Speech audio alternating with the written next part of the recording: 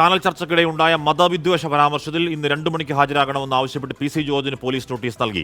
മുൻകൂർ ജാമ്യം തള്ളിയതോടെ P C ജോർജിനെ അറസ്റ്റ് ചെയ്യാൻ സാധ്യതയുണ്ട്. ടോബി ജോൺസൺ വിവരങ്ങളുമായി ചേർന്നു. ടോബി, മുൻകൂർ ജാമ്യം തള്ളുക മാത്രമല്ല, മുൻകൂർ ജാമ്യം തള്ളിയ ഉത്തരവിൽ ജഡ്ജി പി വി കുഞ്ഞികൃഷ്ണൻ കടുത്ത രീതിയിലുള്ള വിമർശനങ്ങൾ പി സി ജോർജിന് അദ്ദേഹത്തിന്റെ മുൻകാല വാവുട്ട വാക്കുകളൊക്കെ എടുത്തുദ്ധരിച്ചാണ് ആ ഉത്തരവ് ഇറങ്ങിയിരിക്കുന്നത്.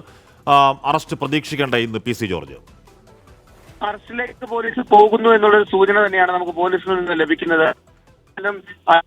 അതുപോലെ തന്നെ അത്തരത്തിലുള്ള വിമർശനങ്ങൾ ഹൈക്കോടതിയുടെ ഭാഗത്തു നിന്നും ഉണ്ടായ ഒരു പശ്ചാത്തലം കൂടി പോലീസ് കണക്കിലെടുക്കുന്നുണ്ട്.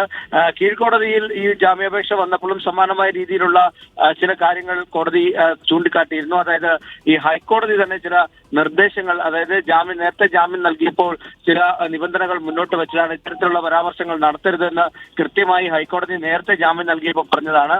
അത് ചൂണ്ടിക്കാട്ടിയതുകൊണ്ടാണ് കീഴ്ക്കോടതിയിൽ ഇദ്ദേഹത്തിന്റെ ജാമ്യാപേക്ഷ തള്ളിയത്. അതിനുശേഷമാണ് ഹൈക്കോടതിക്ക് മുന്നിലേക്ക് വരുന്നത്. ഹൈക്കോടതിക്ക് മുന്നിലേക്ക് വീണ്ടും ആ കേസ് വരുമ്പോൾ സ്വാഭാവികമാണ് ഹൈക്കോടതിയുടെ നിർദ്ദേശത്തിൽ തന്നെ, അല്ലെങ്കിൽ ഹൈക്കോടതിയുടെ ആ നിബന്ധനകളെ തന്നെ ലംഘിക്കുന്ന തരത്തിൽ വീണ്ടും ഇത്തരത്തിലുള്ള പരാമർശങ്ങൾ നടത്തിയതാണ് കോടതിയെ ചൊടിപ്പിച്ചത്. എന്തായാലും അറസ്റ്റിലേക്ക് നീങ്ങുന്നു എന്നുള്ള സൂചനകൾ തന്നെയാണ് ലഭിക്കുന്നത്. പി സി ജോർജിന്റെ വീട്ടിലെത്തി പോലീസ് ഹാജരാകണമെന്ന് ആവശ്യപ്പെട്ട് നോട്ടീസ് നൽകി എന്നുള്ള സൂചന തന്നെയാണ് നമുക്ക് ലഭിക്കുന്നത്. പോലീസ് വൃത്തങ്ങളിൽ നിന്നും ലഭിക്കുന്നത് ഇന്ന് 2 മണിയോടുകൂടി ഈ സ്റ്റേഷനിൽ ഹാജരാകണമെന്നാണ്. ചില പ്രതിഷേധങ്ങൾ, അതായത് മുസ്ലിം ലീഗ് യൂത്ത് ലീഗിന്റെ ഭാഗത്തു നിന്നാണ് ഒരു പരാതി പോയത്. അറസ്റ്റ് ചെയ്യാത്ത ഒരു പശ്ചാത്തലത്തിൽ ചില പ്രതിഷേധങ്ങൾ കൂടി ഈരാറ്റുപേട്ടയിൽ നടന്നു എന്നുള്ള വിവരം നമുക്ക് ലഭിക്കുന്നുണ്ട്. അങ്ങനെയാണെങ്കിൽ അറസ്റ്റിലേക്ക് പോകാനുള്ള സാധ്യത വളരെ കൂടുതലാണ്.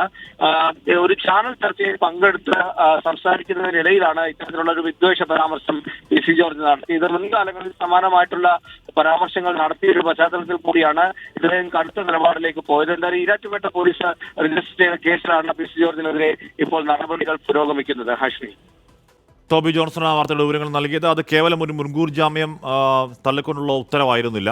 ഹൈക്കോടതി സിംഗിൾ ബെഞ്ചിൻ്റെ വളരെ വിശദമായി